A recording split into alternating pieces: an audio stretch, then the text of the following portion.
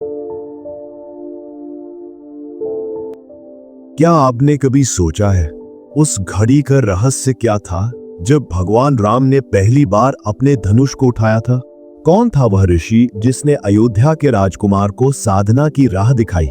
उस यात्रा में सिर्फ राक्षसों का विनाश नहीं हुआ था, कुछ और भी था जो राम के भीतर जन्म ले रहा था। एक परिवर्तन, एक जागृति। जनकपुरी की सीमा से भी बहुत पहले एक अध्याय शुरू हुआ था, राम और विश्वामित्र की पहली साधना यात्रा। अयोध्या के राजमहल में एक अनोखी शांति पसरी थी, पर उस शांति के भीतर एक अदृश्य अशांति गूंज रही थी। राजा दशरथ के दरबार में एक दिव्य पुरुष उपस्थित हुए, तेजस्वी, दीप्तिमान, तप से तपे हुए ऋषि विश्वामित्र। उनके नेत्रों में ज्वाला थी, पर स्वर में करुणा। वे अकेले नहीं आए थे, वे एक युग की पुकार लेकर आए थे। विश्वामित्र ने कहा, हे दशरथ, मैं तुम्हारे पुत्र राम और लक्ष्मण को मांगने आया हूं। मेरी यज्ञ साधना में मारीच और सुबाहु जैसे राक्षस विघ्न डालते हैं। अब केवल राम ही उन्हें रोक सकते हैं। दशरथ का हृदय कांप उठा। राम अभी बालक थे, केवल 16 वर्ष के। क्या वे राक्षसों का सामना कर पाएंगे? पर विश्वामित्र की दृष्टि में जो विश्वास था, वह किसी पिता की चिंता से कहीं अधिक दृढ़ था। वशिष्ठ ने समर्थन दिया, राजा, यह कोई साधारण संयोग नहीं, यह तो प्रारब्ध है। राम को जाना ही होगा। और फिर उस दिन पहली बार राम और लक्ष्मण ने राजमहल की सीमाओं को पार किया। पर यह केवल एक यात्रा नहीं थी, यह उनकी आत्मा की परीक्षा थी। यह उनके जीवन की पहली साधना यात्रा थी। वन की ओर प्रस्थान करते हुए विश्वामित्र सबसे आगे चल रहे थे, शांत, अडिग, मौन। उनके पीछे राम और लक्ष्मण, एक समान, एक संकल्प। यह यात्रा केवल राक्षस वध के लिए नहीं थी, यह एक गुरु की परीक्षा भी थी। क्या वह इन राजकुमारों को शास्त्र से शस्त्र तक और शस्त्र से आत्मज्ञान तक पहुंचा पाएगा? प्रकृति भी जैसे मौन हो गई थी।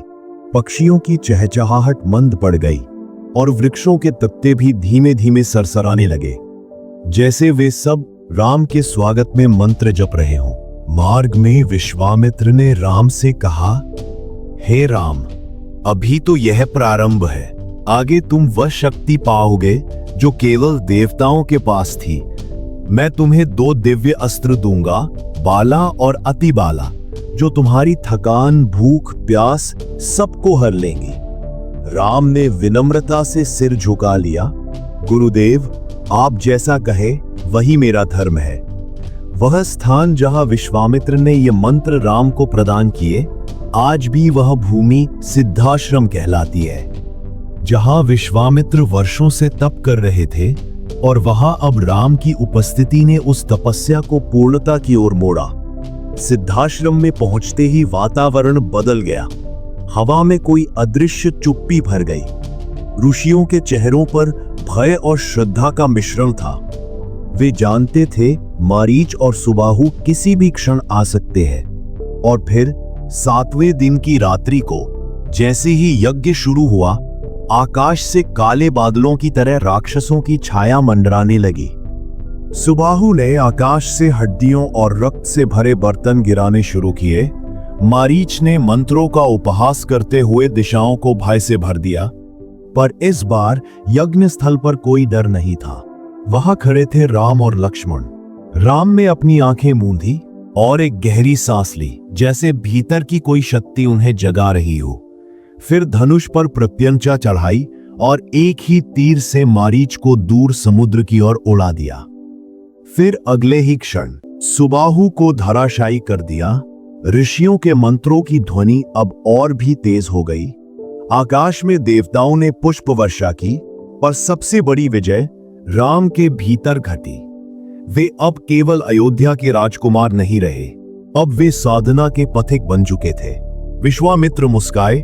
उन्होंने देखा, जिस बीज को वे बोना चाहते थे वह अंकुरित हो चुका है। पर यह यात्रा अभी समाप्त नहीं हुई थी। अगला पड़ाव मिथिला। राम और लक्ष्मण के साथ चलते हुए विश्वामित्र ने उन्हें देवास्त्रों का ज्ञान देना शुरू किया।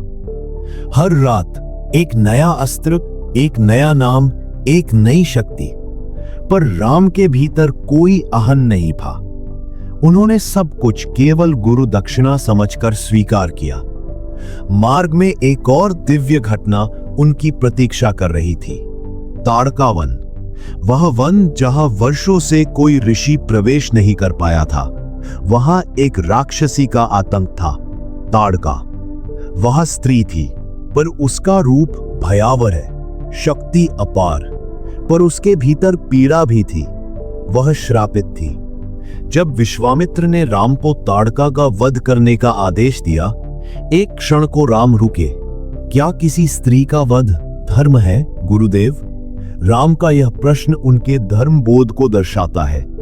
विश्वामित्र ने उत्तर दिया, जब कोई स्त्री धर्म की सीमाओं को लांघकर अधर्म का रूप धारण कर ले, तो वह स्त्री नहीं रहती, वह राक्षसी बन जाती है और उसका वध ही धर्म बन जाता है। राम ने धनुष उठाया और एक ही तीर से ताड़का को मुक्त कर दिया, न केवल शरीर से बल्कि उसके श्राप से भी। वह दृश्य केवल पुनर्जन्म नहीं था, वह करुणा और मुक्ति का संगम था।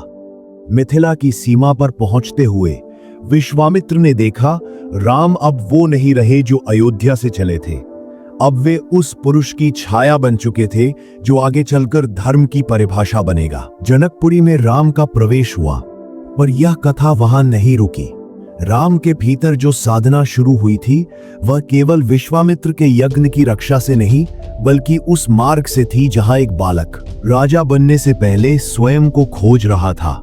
विश्वामित्र पीछे हट गए, पर राम के हृदय में वे हमेशा के लिए बस गए। तो सोचिए, अगर विश्वामित्र राम को न ले गए होते, तो क्या राम वही राम बन पाते जिन्हें हम आज जानते हैं? क्या धर्म केवल युद्ध जीतने से जागता है या आत्मा की यात्रा से? क्या हर गुरु केवल शिक्षा देता है या वो बीज बोता है जिसे समय खुद सिंचाई करता है? राम और विश्वामित्र की यह पहली साधना यात्रा केवल राक्षस वध की नहीं थी, यह एक आत्मा के देवता बनने की शुरुआत थी। और क्या आपने कभी उस गुरु को धन्यवाद दिया है जिसने आपको वह राह दिखाई जिस पर चलकर आप स्वयं को पहचान सके? अगर आपको ये रहस्यमयी कथा पसंद आई हो, अगर आपने रावण की ब्रह्मलोक यात्रा में वो गहराई महसूस की हो जो आम कहानियों में नहीं मिलती, तो हमारे चैनल रामायण प्रसंग को अभी सब्सक्राइब करें, क्योंकि हम लाते हैं आपके लिए रामायण की वो अनसुनी कहानियां जो आत्मा को स्पर्श करती हैं। बेल आइकन दबाना न भूलें ताकि अगली रहस्य गाथा जब भी आए आप सबसे पहले सुने। धन्यवाद। जय श्री राम।